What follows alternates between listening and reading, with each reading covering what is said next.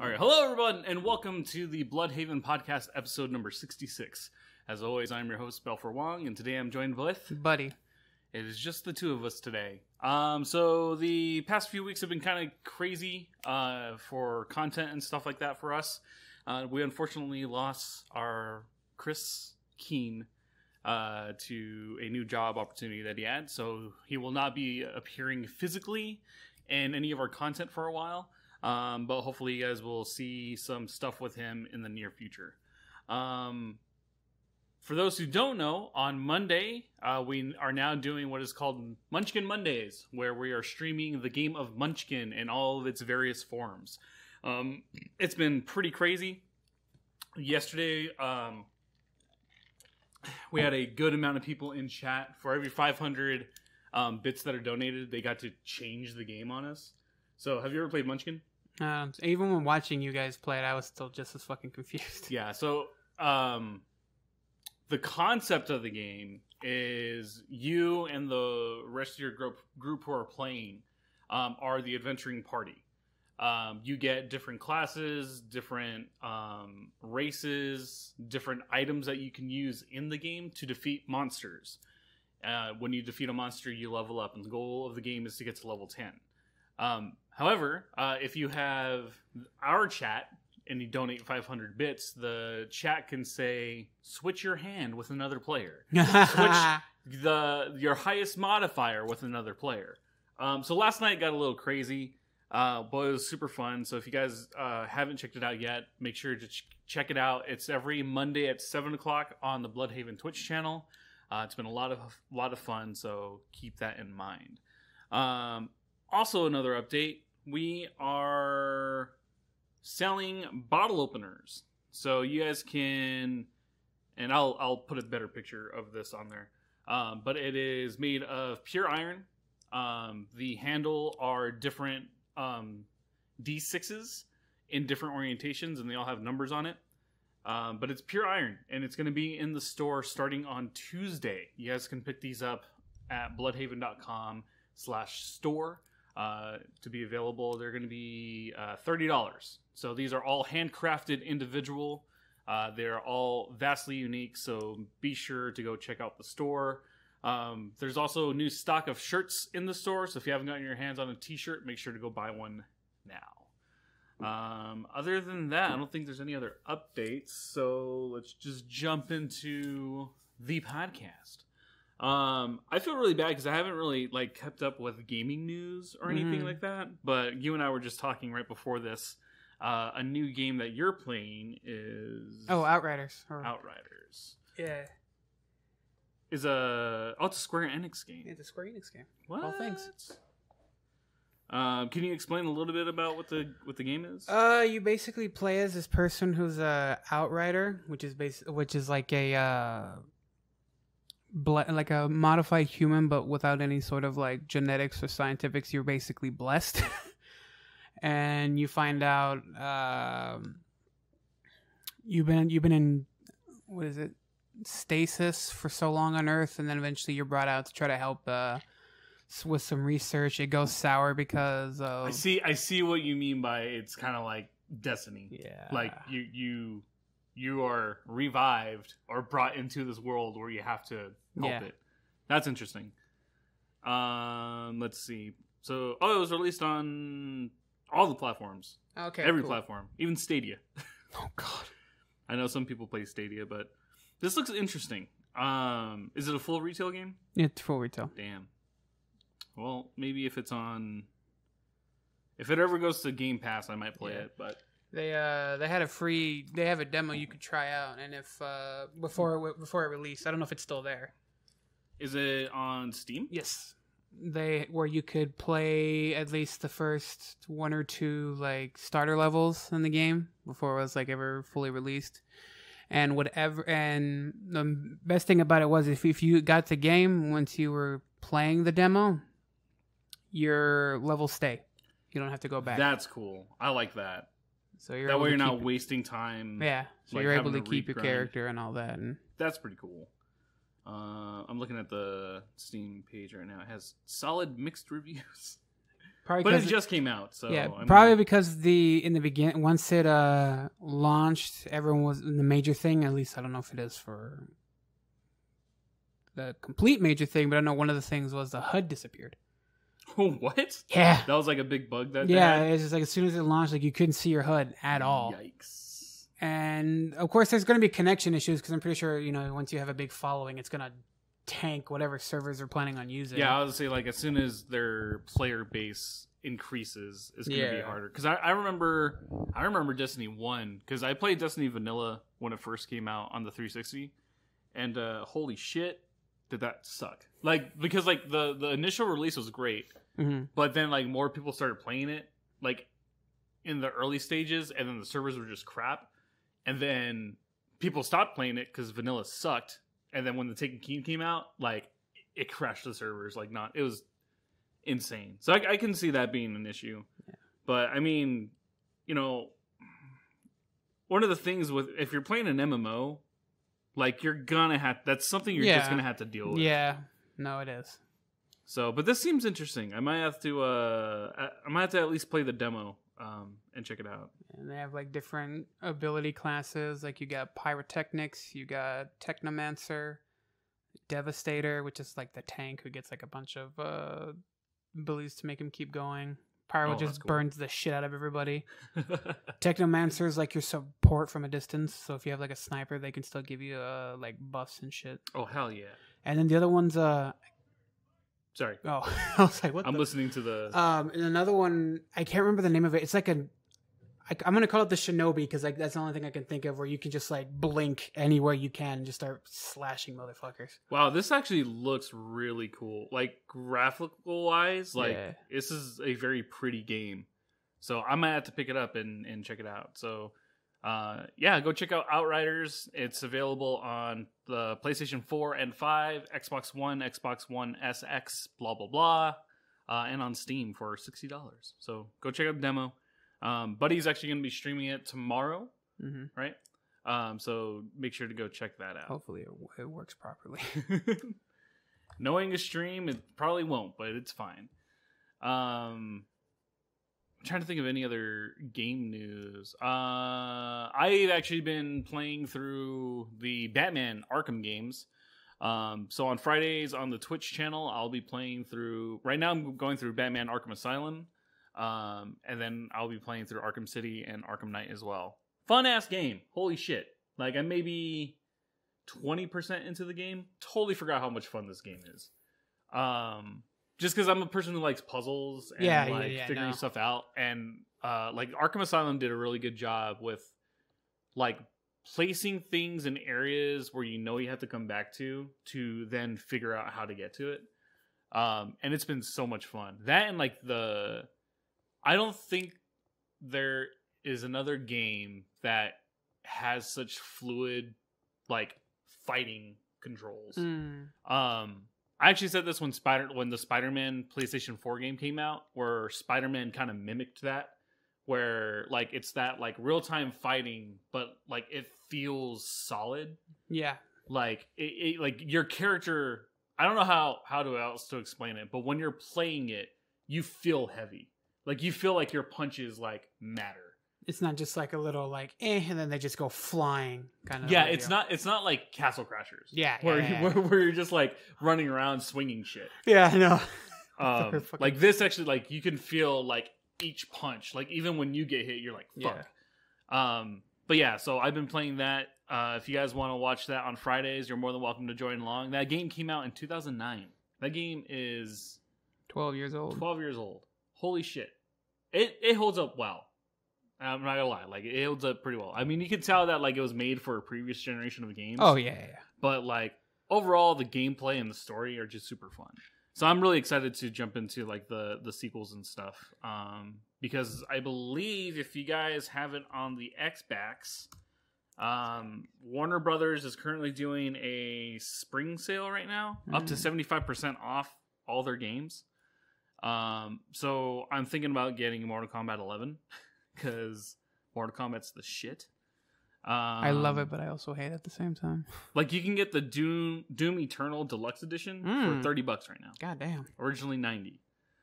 Mortal Kombat you can get for $40, originally $100. There's a bunch of games that are on sale right now. Squadrons is only $20. What else is there? If you still haven't played The Witcher, What's wrong with you? which I don't understand if you haven't, it's $8 right now on the store. So why don't you do us all a favor and toss a coin to your Witcher? Oh yeah. Speaking of Witcher news, they just wrapped up filming for season 2, so we should be getting the next season relatively soon. So if they just wrapped up filming right now, they still got to go through the editing process. Yeah. Which will take maybe a month, depending on how many episodes they shot. So Batman: The Arkham Collection, originally $60. You can get all 3 games with their DLCs for $15. It's totally fucking worth it. Or if you don't want to get Arkham Knight, you can get the Return to Arkham pack, which is Arkham Asylum and Arkham City. Or if you want to feel really ballsy, you guys can get Battleship for $6 digital. One of the best board games. I feel like everyone plays Battleship when there's nothing else. Like when you're trying to kill time, but there's literally nothing else to do. Yeah. That's when you play Battleship. Yeah, that's when you play Battleship. It's like you got nothing better to do. Let's fucking do Battleship. So let's make it interesting. Let's add shots in the mix. Oh yeah, dude! Fucking. Oh, you missed that party that year. My mask party. No, I was there for that. Where you were, because you had your bunny mask. I had the Bioshock mask. Yeah. Because my brother and Deanna brought that shot thing. Yeah. My bad. That was a long night. That was a very fun party. Oh God. Are you going to this year's party? Hopefully, we'll see. Making sure I get my shots before I do that. Yeah. Speaking of, I just got mine today, so go get vaccinated. Please. For those living in Arizona, if you're 16 years or older, you can sign up to Walgreens.com and go sign up for vaccination. You have to check every single day because the vaccinations are sporadic and you have to set up by an appointment only. So if you haven't gotten vaccinated, go to Walgreens.com, sign up to their site, and get vaccinated. This is my first one, so my second one will be on May 4th. So I'm excited. Because then that means I get to travel again. And actually, I was thinking about it too, because for some reason, everyone's getting pissed off that you need a vaccination record to travel, right? They used to do that anyways. Yeah, no, that's what I was thinking. I'm like, almost every country requires a vaccination. Especially if you're going international, you have to have a passport. You have to have vaccination shots, because if you don't, they'll either keep you there but you still have to pay to get the shots done there, or they'll just tell you go back and do it's them. Way more expensive if you do that. But yeah, it's just interesting to me that everyone's up in arms. But I was just thinking that hey, look, now it's I'm living through Papers, Please. Because now I have to have a vaccination to travel. So just don't yell a glory to Stotska in the fucking airport, because I'm pretty sure they tackle you. Let's make that a video. Oh my god! You just call it, yeah. Let's book a flight to Phoenix or whatever, somewhere super short, relatively inexpensive to us. That way, in case that does happen and one of us gets trampled by the police, it's not that big of a deal. Don't do that. I'm joking. For the love of God, that'd be horrible.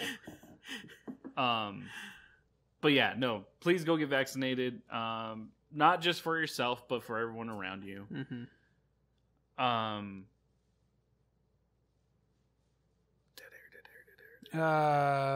Also, Epic Games is going through a big spring thing too.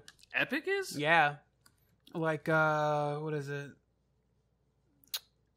The Assassin's Creed Valhalla, the deluxe edition, usually when it's $70 or $80, is now down to $40.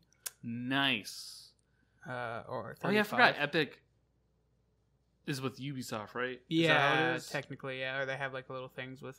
There's one game on there that I was solely wanting to do, which was Werewolf the Apocalypse. For some reason, that game in and of itself looked very interesting. Whoa, okay, that's interesting. Oh yeah, Kingdom Hearts. I did not know that Kingdom Hearts was coming to PC exclusively through Epic Games. Oh, that's fucking that's a crock of shit. Okay, That's lame. that's very lame. Spring sale, save now. Okay, we're going to the Epic Yeah. Spring sale. There Spring it is. Twitch streamers. Okay. Yeah, so Right there. Valhalla is $45. Hitman is $45. Red Dead Redemption 2, $40. The Division 2 is only $9 right now. Holy shit! Honestly, like if you want a game that will give you a pretty good amount of content, but I won't lie, is kind of repetitive. The Division 2 is actually a really fun game. The first one was really solid, and the second one I've had a lot of fun in. I haven't been able to finish it, but it is a solid game. And if you can get it for $9, Yeah, I might just do that. that's the weird thing about like being a gamer in this day and age is like I don't feel like you need to buy games on launch anymore. No, you don't. Because like give it like Valhalla came out in November? Give or take, yeah. And it's been roughly 6 months, and now it's dropped in price. Like, But please tell me, and I'm gonna say this right now. I'm fucking looking at you, Steam. Explain to me how Black Ops 2 and 3 are still $60 fucking dollars. what? Yes, Why? I do not know why, but Black Ops 2 and Black Ops 3 are still considered $60 once they fucking came out in what? 2010? Let's find out. Black Ops 2 and 3. Specifically, I'm going to look at 2 because 2 is the older game. Yeah. This game is almost 10 years old. How is it still $60 fucking dollars? What is? This game launched in November 12th of 2012. How? Why? I do not know, man. So the base game is $40. what? The season pass is $50. The deluxe edition is $80. Why? But if you buy the Call of Duty Black Ops 2 bundle, it's $100. Fuck that. Holy crap. Now, if you want to be like high roller, then you can get the Buy Activision Collection bundle. Fuck that shit. No, that shit's. Let's look at the bundle info, shall we? You get Gun, Call of Duty United Offensive, Call of Duty 2, Vampire the Masquerade Bloodlines. I didn't know that Activision did that. Okay. Yeah. Geometry Wars. That's a fun game. Modern Warfare, or Call of Duty 4, Modern Warfare. Call of Duty, World at War. Prototype, which is currently $5 right now. 3D Ultra Mini Golf. That game is fun as fuck. Time Shift, that's a good game. Space Quest Collection. Call of Duty Modern Warfare 2. The Singularity. Call of Duty Black Ops. Call of Duty Modern Warfare 3, Prototype 2, Call of Duty Black Ops 2, Call of Duty Ghost, Geometry Wars 3, Dimensions Evolved, King's Quest, Chapters 2 through 5. Alright. Where's Chapter 1? I have no fucking idea. Police Quest, Gabriel Knight Sins of the Father, Call of Duty Black Ops 3, The Beast Within, A Gabriel Knight Mystery, Gabriel Knight 3, Blood of the Sacred, Blood of the Something. Arcanum of Steamworks and Magic Obscura. What? Phantasmagoria 2, A Puzzle of Flesh. Phasmagoria, Quest for Glory 1 through 5. Caesar, Trademark 3. Caesar, Trademark 4. Call of Duty, Infinite Warfare. Betrayal Collection. Vampire the Masquerade Redemption. Police Quest SWAT 3 Tactical Game of the Year Edition, Pharaoh plus Cleopatra, Return to Krondor, Zeus plus Poseidon, Spycraft the Great Game, Zork Anthology! That game's fun as fuck.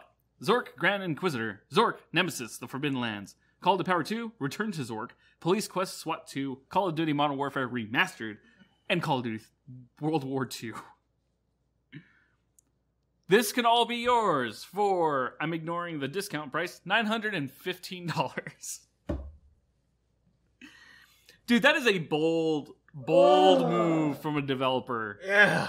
Like, because sometimes there's like good bundles where a developer would be like, get this entire series in this one bundle. But most of the time it's on sale. Yeah. Like, it'll be like a value of $95 on sale for like $40 or whatever. Yeah, which is still good. It's not even on sale. It's just $900. Activision, you're ballsy as fuck. But some of those games, I'm not gonna lie, kind of interested in. Yeah. Because like I've never played the Masquerade games. I remember I told you I played Masquerade Bloodlines on the stream way back when, right? Yeah. Yeah, it was. Is it fun? It was fun. I mean, it goes off of. It's not 5th edition, obviously. This is second, maybe. My only criticism. So I haven't played the game, but I'm looking at the screenshots right now. Mm-hmm. My only criticism is like, at least because when I think of the world of darkness, Mm-hmm. I don't think that everything is gloomy, right? Yeah. Like I don't think, fucking walls that are decaying. I don't think of like broken things. Like I can see that if it's in a specific scenario, like it's a rundown place or an abandoned shop. But like a lot of these screenshots are showing like a world where the aesthetic itself is like decaying and like everything around it. So like that kind of turns me off on it. And I think it only turns me off on it because I haven't played the game, but we've created our own story. Yeah. So I think that's where my bias kind of comes in. But I mean, it looks interesting. If I get gifted it, then I'll play it. But I'm not going to pay $20 for it. Suck it, Activision. And that's why I'm kind of like waiting for Bloodlines 2 whenever that fucking drops. Is it still not out? Not that I know of, no. So you have... Oh, yeah. I'm looking at it right now. Bloodlines 2... Release date to be determined. Yeah, ever since they like dropped a couple of trailers showing a bit of gameplay, it's just Yeah, see, this looks much better. Like this has a much better aesthetic because this looks like it's placed in a real world. So like the screenshots I was looking at, it was a lot of like vampire on vampire action and walls decaying and stuff like that. But there's screenshots of like a cemetery. There's like a greenhouse, but it's like nicely kept. There's like a city skyline, but then you also have like a what looks like a rundown like tent enclosure, and like that I think feels much like way more real. Because at least that's the way like it is in our game, where it's like you want those real areas to make it feel grounded. But to be fair, Vampire the Masquerade Bloodlines came out in 2004. Yeah. So that game is coming up in 20 years. Oh fuck! I mean, it's still fun. I play it now and again. Yeah, I feel really bad because I have not dabbled in video games in a while. I just recently charged my Switch up again, so I've been trying to play Zelda, which is always fun. If you guys have a Switch and haven't played Breath of the Wild, what is wrong with you? Go play that game. It's amazing. I know a friend of mine is like heavily into Monster Hunter Rise right now. Oh yeah, if you're a Monster Hunter fan, I think right now is the best time to be a Monster Hunter fan. Oh yeah, like, it is. There are so many different games that are out right now for the Switch. Yeah. Right now, the one problem I'm having is like every game is so large now that it's like I can't pick one to just focus on. You can't, no. Because it's all like open world, multi-quest type of thing. You have a ton of different side quests in order to like get other items. And like I just don't have the time to really like sit down and play through those games. I think that's why like board games have been such a important thing for our channel. Mm-hmm. Because at least with board games, typically, even though like we spend 4 hours on a game, 4 to 5 hours on a game, that's it. Like that's it for that session, and it feels well rounded. It feels closed, and then you can come back to it later. Yeah. Whereas with a video game, like yes, you can make the argument you can stop anytime. Sure, you're absolutely right, but for the most part, because I know I'm one of these people too, you typically play like 9-10 hours when you're playing a new game. So it's like being able to like step away from a game and then come back to it later feels much better than like having this gigantic area. I think that's the reason why I had like problem playing GTA games. Yeah. Because there's just so much going on. There's so many different side quests, and it's just not for me. I prefer a linear game with maybe 1 or 2 games to the side that I can like explore. Yeah. kind of the reasons why I kind of just dropped GTA after a bit, because all the good stuff just like can get ruined so easily if you just have that one motherfucker who just wants to just fuck up your day. Well, that's another thing about GTA 5 that I didn't care too much about, like the online, is like there's the drop in and out of servers. Yeah. Like, to me, that was weird because I would have preferred. Was it GTA 4 where like you can choose to be in people's games, and then like you make a lobby for specific things? Yeah, I much prefer that over the public lobbies, and I think from a technical aspect, I get why they did that. But as a player, I never wanted to play online because of that. I think I went online maybe 3 or 4 times, and because of just the toxicity of other players, I was like, this is dumb. And it sucks because they do have an option where you can turn off like interactions with other players, but then that means you can't do specific activities. Yeah, you can't do activities. You can't like get certain things without having to have that disabled. Yeah, and it's like, I get it because they're trying to go for that realism stuff, or just like have some like that competitiveness, but then you just have that one motherfucker who probably didn't really play the game, probably just got his mother and father's fucking credit card, got his like best shit that they could in the game, then just yeah, that's another thing is like the fact with the microtransactions, like you can get like amazing vehicles or amazing items, kind of sucks. Like we talked to Tien about this, about like the microtransactions in games and stuff, and I get it being forward thinking for a business because, you know, you want to have the replayability and you want to bring in a profit for your player base. But it really does suck to have things that players have an advantage of just because they paid more money. Like, I feel like that is such a like backhand to other players who just want to play the game. Yeah. Like, one of the things that I would like to do in my life, I know it'll probably never happen. I would love to be part of a design team for a video game where we just complete the game, where there's unlockables, where there's stuff that you can do in the games, and on release, have it all. Yeah. Have it all. And the only thing to have a DLC will be another complete addition to that game. Yeah, or like basically an expansion. Yes. Like that's the something one word I keep cutting you off. No, you're good. That's the one word I missed hearing in a lot of games. They just say DLC now, but it's just expansions because it would expand on the fucking game. I think that's one of the reasons why I do like Destiny, is because of that. Like they do have their base game, and their base game does have to change because there's so much content. But with each expansion, they bring in new weapons, they bring in new classes, they bring in a new story, and it's all unlockable. Like, granted, yes, it's a multiplayer thing, but it's kind of its own genre. But I also think that's why WoW does so well. Like, WoW is one of the oldest running MMOs, and it's because of the success of the expansion packs. And I just wish more games focused more on the expansion experience as opposed to the microtransactions or random card boxes. Can we talk about that for a second? I fucking hate that. That sucks. Like, one of my favorite things when I was playing playing Xbox religiously was, what was it? Halo 3 and Halo OTS or Halo ODST. Which one are you thinking of? Reach. Okay.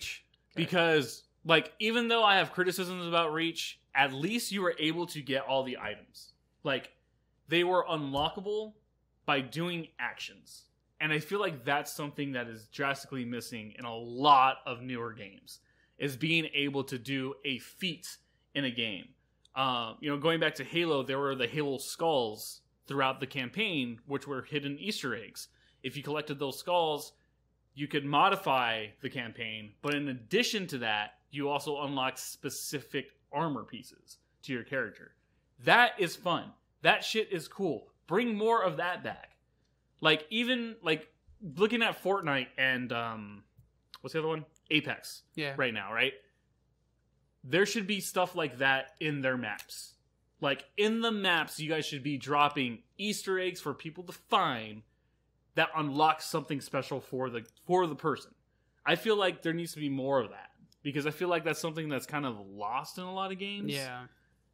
Especially now that a lot of single player games are so narrative driven that there's no longer that exploration aspect to it. And I don't know. I mean, like, maybe I'm just not playing the right games. And if that's the case, then someone shoot me a recommendation, because I would love to get or experience more games like that where I can expand upon it.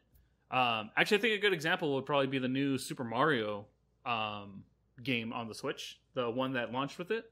Oh yeah, Super Mario World, I think it is. No, what is it? the one where he has that the hat. The hat. Yeah, I Cappy.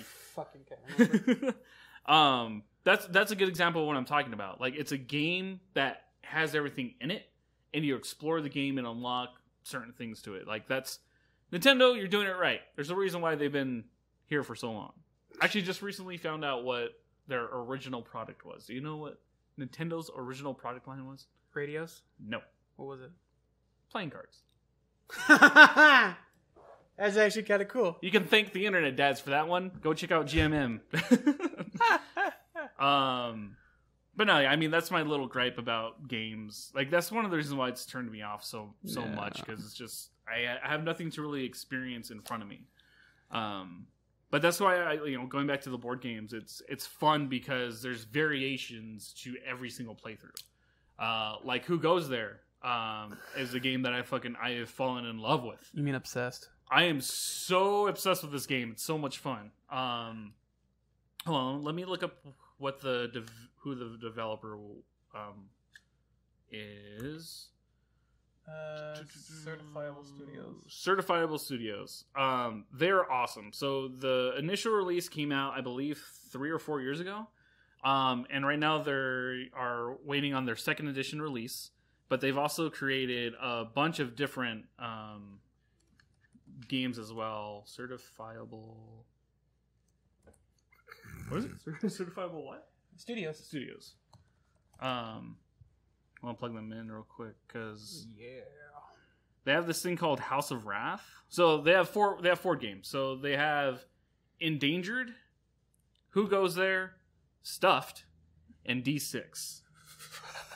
So these are their 4 games. But you guys should definitely go check them out.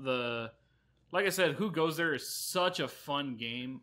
It's based off of my favorite horror movie. Horror monster movie. It's a suspense film.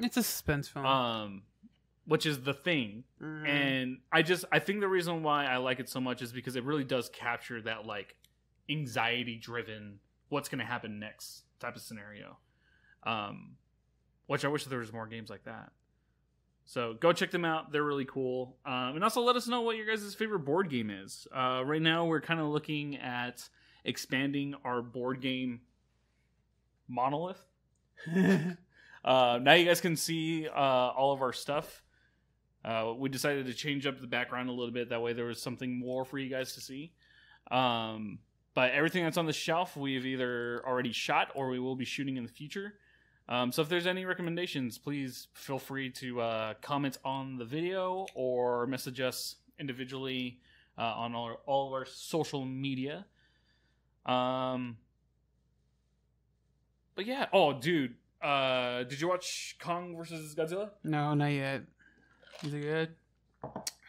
Haven't watched it. I was hoping that you did. No, I'm hearing really good things about it. I hear that there's far more monster scenes than you think. Yeah, because I know that a lot of people, at least with when 2014 Godzilla came out, people had their gripes with it. But because of the whole screen time with the creatures, but what I remember correctly for that one was they still kind of kept it to how the original Godzillas were. They kept the screen time about roughly the same when it came to the films. But I think here's my thing: if you were going to bring back an old IP, I don't think it's a smart thing to do exactly what they did in the past. Yeah. Because there's a reason why classic films are classic. Because if you go back to the early 2000s movies, you'll realize how bad those movies are. And I'm talking about camera work. I'm talking about scripting. I'm talking about acting. Dialogue. Yeah, the way movies were made back then is not the way movies are made now. And I don't think that we should be going back to that way. Because things were made in a very specific way because of limitations. I mean, like the original Godzilla, Yeah. there was a person in a suit, and they were using animatronics for Godzilla. Like, Yeah. that's the way that it was shot, because they were so limited on what to do. So they shot things on a smaller scale with a lot of miniatures. You know, kind of like with Star Wars. That's what they had to do. But now with modern technology and, you know, bigger budgets, they shouldn't be inclined to say, okay, well, they did this back then, let's do that. You know, I would have preferred there to be a little more mysticism in Godzilla, Yeah. like less human, like, because for me, I Yeah, feel no, I like can see that. Yeah, I feel like they could have conveyed like the nuclear testing area. Ooh, sorry. In the movie to convey what's going on and why Godzilla is like a transformed yada yada yada. But I feel like it would have been more interesting to kind of see him in different areas, like with his travel. You know what I mean? Like, because like different stages of his life. yeah. Like, Okay, yeah. that would have been far more interesting. Like you see the explosion, then you like see him come up on the island, or whatever, and just you see him grow while the narration's going on. Yeah, like I feel like that would have been cool. But I think one of the things that modern monster movies are missing is like the inherent fear of a monster. Like, there's too much human dialogue for characters that I really don't care about, and that's a problem. Yeah. Like, if you're gonna give me a character, at least make me care for them. Because so far with these modern ones, I wanted them all to die. Even in Kong Skull Island, I was like, can they just please just die? Like, I'm getting annoyed at this point. Yeah, the only one I think I ever got attached to was the dude that was just didn't want to be there. He didn't give a shit, and he just died the most shittiest way possible. Yeah, that sucks. I was like, oh, I mean, it would have been But nice see, to see that, him. like, to me, that feels way more realistic. Yeah. Of the dude being like, nope, fuck this. Like, I don't, Yeah. no. Yeah. And like, I get it, you know, it's a movie, so you have to write you want to write an interesting character, but I feel like a monster film is far more interesting if you have people who feel real.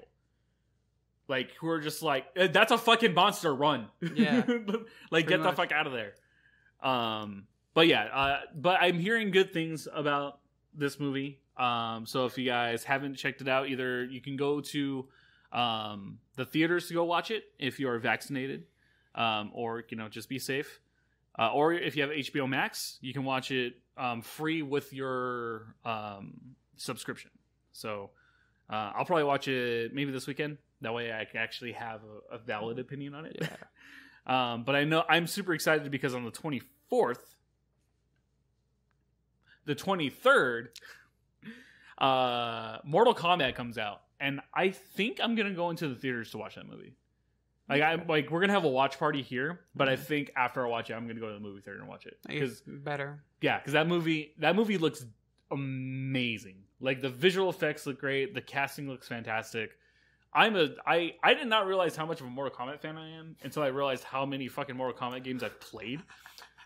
Because there are a total of 10. No, if you include like the side games, I think there's a total of like 14 or 15 games. And I've played through, I want to say 12 of those 14 games. Jesus Christ. You can blame my uncles for having them when I was like 8 or 9. Because actually we were talking about it the other night, but I used to play Mortal Kombat Trilogy with my mom. And like, my mom would only play Katana, and she would kick my ass every single time. Christ. So I got to play Mortal Kombat with my mom. I don't know how many people can say that, but yeah, that was me. No. So, but no, it's been really cool because I'm one of those people who really enjoy like analyzing trailers and stuff, just so I can be like, ooh, what else is in this film? And there's so much, like, there's a lot of, I don't want to say fan service because I don't feel like it's fan servicey. I just think the director and the writers wrote an interesting story to incorporate characters because they like them. Like, I don't think it was like, oh, let's put this character in here because the fandom likes it. I think it was like the creators and the directors were like, this would be interesting to have this specific character in there. Because, like, I'm not going to spoil anything for people who aren't super interested in it, but there are so far 3 confirmed characters that are very obscure, but if you know the creator of Mortal Kombat, are very interesting to him. So like that's why I'm saying like I don't think it's fan servicey, because to me like fan service is like, let's dangle this one thing or like multiple things that every fan is like super all about. I think you and I have two different variations when it comes to fan service. Then again, this is coming from the anime department. When I think of fan service, I think of basically just like, you know. Oops for days? Yeah, and just like, oh no, I tripped. Why is my face in this woman's cleavage? But you know what? I will not complain. But like that's really it. But I still understand that as fan service. So, but my variation. I guess maybe I interpreted it differently. No, it's fine. Actually, what is the definition of fan service? I watch it for the plot, man. Yeah, plot, alright. Fan service or service cut is material in a work of fiction or in a fictional series which is intentionally added to please the audience, often sexual in nature, such as nudity. Okay, so then what they're doing is fan service because because it's something that they're intentionally adding demographic is. Yeah. Okay. Fair enough. It's just a matter. It's sexual by nature. It doesn't mean it is. Yeah, it doesn't sexual. have to be. Yeah, just by nature, that's what everyone goes to. Damn anime. Are you watching any new animes? No, I have not been. I know that Alice has been watching watching a few series with a couple of other people. What was it? Akagame Got Killed is one. Gagame? Akagame, or AKAGAME Got Killed. It's on Netflix. That's all I remember. Kill la Kill. We're doing another one. I forget the name of it. There's like one. There was one.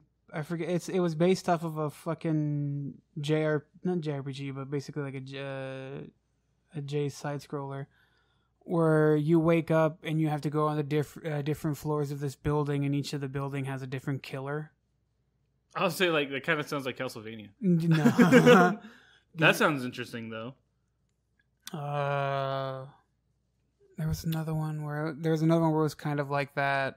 But they called them like happies or like masks, and they're of all people that with their old professions. Like one of them was like a baseball player, but that motherfucker was chucking like cannonballs. Hell yeah, what a man! Well, I just saw something interesting. Apparently, there's a Dota anime that is Netflix exclusive. So for those who don't know what Dota is Defense of the Ancients. I never knew what that was. If you listen to our podcast with Tien, we actually kind of gloss over what Dota is. It was like the game that inspired League of Legends. Yeah. And Dota was a mod that was in StarCraft. But apparently they made an anime of it, and the first book is on Netflix right now. There's a ton of anime.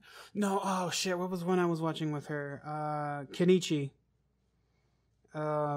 Basically this kid's tired of getting bullied, so he goes to this dojo with this girl that he's interested in, kind of works at, and he learns like different types of fighting styles from like what was it, Brazilian kickboxing or whatever. That's sick. Other types of like Asian martial arts and all that, and eventually he kind of like if I remember correctly, he starts to like have confidence in himself, but of course that's different when he goes into the dojo. He just gets beaten down mercilessly. Hell yeah, get humbled, motherfucker. That's cool. Anime is such an interesting like field because there's so many different ones to really get into. We just recently finished the first season of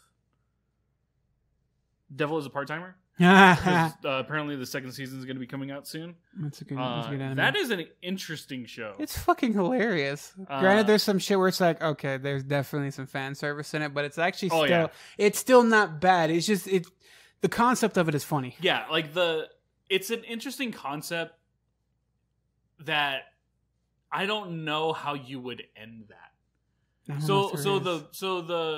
The basis of the show is in a different world.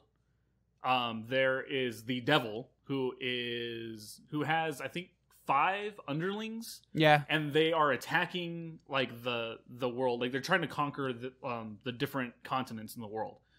But towards the end of this large battle, there is this like angelic character who has like, she's half angel, celestial, and she starts fighting the devil, and there's a giant portal that opens that ends up sucking the devil out of that world and throws him into the middle of Japan. Don't know how that works, but it's a thing. So it's him and like his like servant who like loves him, and he's probably one of my favorite characters. Yeah. But like, so they both end up in Japan, and so they do have like a little bit of their powers left, but they can't like summon a portal in order to go back to their reality. I want to say it's reality because like, or realm, we'll just realm. say. Yeah, we'll say realm. So because they figure out that they can't use their powers here, they have to get fake IDs. They rent out a small apartment in Japan, And they work at McDonald's. Yep. And the devil works at I think it's like McRonald or something. Yeah, but it's it's straight up McDonald's. Also, there's like a KFC reference in there too. It's freaking great. It's great. But yeah, so that's essentially the story. Like the story is just like, he works literally part-time to try to get himself back home. yeah, like, well, to an extent. that was the initial idea. Yeah, because then, like, I think it's like in the second episode, he's like, no, I want to be the conqueror of, like, he wants to be like the CEO of McRonald's. Like, yeah. that's his goal, like to climb the ladder. And I think that's why it's interesting, because you're like, the way that the first episode implicates it is that the characters are very black and white, but you kind of realize as they are in a different area that the characters themselves are so likable that it's like, how like their mind views are different. And I think that's why I like it so much, because the celestial girl ends up getting there, and then it's like this whole back and forth of, I can't trust you because you're the devil, and he's like, I don't care, I'm working. It's like, you're I can't trust your devil, and he's just there going, ma'am, I just work here. Yeah, that's exactly what it is. It's basically Wally's Wonderland, but anime. Oh, dude, Wonderland was so good. That was so good. It was great. But if you guys haven't yet, you guys should definitely go check out Devil is a Part-Timer, because that is a fun anime. It's not dubbed. I am a dubbed person, but I thoroughly enjoyed watching it in sub. Because a lot of times, like the voice actors get annoying for me, like on both sides. But I think the voice acting in this one, like all the characters matched their voices, which was really nice, because I know it's something very hard for voice directors to find. But is there any other animated stuff that you're... Right now we're rewatching Justice League. Oh god, it's so good. See, I remember growing up in Cartoon Network showing Justice League, and I found it okay for the most part. I think this sounds fucked, but the only memorable episode I can remember was like they go back in time kind of thing, and they ended up like in this like atomic world that was made by some person, and they sounds familiar. And they basically have like alternate versions of themselves, but I can't. I haven't gotten that far, but I will say, when's the last time you watched it? Back then? Fucking then, yeah. So Batman animated, Superman animated, and Justice League, far darker than you remember. Oh god. Like, in terms of theme and what happens to characters, like, because we're going back and watching Justice League right now, there are some situations where you're like, holy shit, that person just died. Yeah. Like, oh my god, this person is like in a horrible, horrible situation, but you didn't realize it when you were a kid. Yeah. And now that we're watching, now we're like, this is good. Like, it's good because it's like, they kind of, they found that sweet spot where they can showcase and imply real devastation, but still like have it okay for kids, which I don't know how, like, you have to be a very creative person in order to do that, because to me that's a very hard line to draw to like find that balance in between, because it's either like you go too far to show off to the point where it's like, oh man, like you're going a little too far, or you don't show enough to where it's like, oh, now we're just watching like baby Looney Tunes or something like that. I think the only really now that I've seen a few episodes of like Justice League via like clips or whatever, it's fucking dark. But the only one I can remember that was dark enough that stuck with me at least then was Batman Beyond. Yeah, Batman Beyond there was a lot of like body dysmorphia in that show. Like there was a lot of I vaguely remember it's like Terry McGinnis is like, because he plays Terry McGinnis is Batman in Batman Beyond. He is like walking with someone underneath like a cave, and then they find like someone's dad, and like his body is just like inside of a mountain, and like there's just kryptonite that is just flowing through his heart and like his veins, and he's like one with the mountain. I'm like, that's fucked up, dude. Batman Beyond was an interesting show. It was. And interesting enough that I had the Game Boy Color game. Oh yeah, remember that? Jesus fuck. Yeah, Batman Beyond is interesting. Like I don't get me wrong, I love the animated universe, but I'm only super salty. Let me get a drink of water first, because I'm too salty. I'm only salty because in that universe, Barbara and Dick don't get together. But the animated universe is really, really fun. If you guys have never seen Batman the Animated Series or even Superman the Animated Series, I recommend go watching it. It's available on HBO Max right now. One of these days, we're going to get sponsored by them, and I'll actually have a real ad read. But it's just because I've been trying to go through like the catalog of HBO and like seeing what they have, and they have a shit ton of stuff. Like as consumers, we're super fucking spoiled. We are. We have Disney Plus, we have HBO Max, Paramount Plus, Discovery Plus, Hulu and Netflix, Amazon Prime. That's 8 services right there. That's $80. It's a cable bill. Not to mention Netflix, but yeah, it's just there's so much right now. So if you guys have any recommendations for shows that you guys want us to watch and comment on, please let us know. Because I would love to force myself to watch shows that I don't like The Walking Dead, to have a valid opinion on it. I'm so glad I gave up. Dude, I watched. I'm so glad I gave up. 7 seasons? Oh, you poor bastard. Yeah, because I was like, okay, if I'm going to be critical about the show, I need to watch it to really be critical of it. Oh my god, I gave up after Sanctuary. I gave up after that. That's all I can remember is I gave up after Sanctuary. I don't think it's the... No. No. It's definitely the writer's fault. But I think the problem with broadcasted television is it forces you to be in a box. Yeah. And I feel like The Walking Dead as a series should not be a series where you have to confine to be in a box.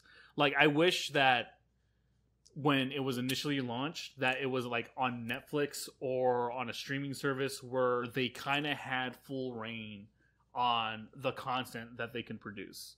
Because I feel like that world definitely had its like horror grounded into it with the zombies.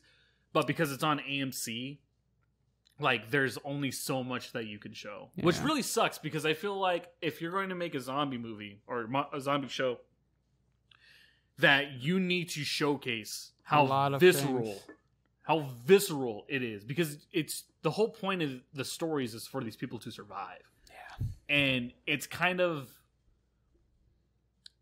a letdown when you have a character kill a character. Which, for the most part, that's kind of how most of these characters have died. And when characters do die from a zombie, it's like off screen, or it's like you see the initial interaction and then it cuts away. Yeah. And I feel like if you really want to have like an impactful...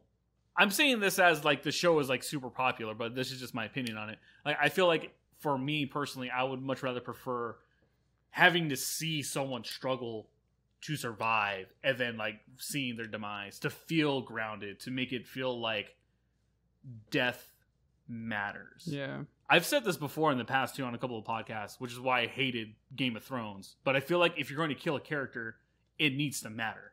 Like, there needs to be weight behind someone's death. Unfortunately for Game of Thrones, I didn't feel like many of the deaths. There are some of the deaths that mattered later on, but I felt like many of the deaths did not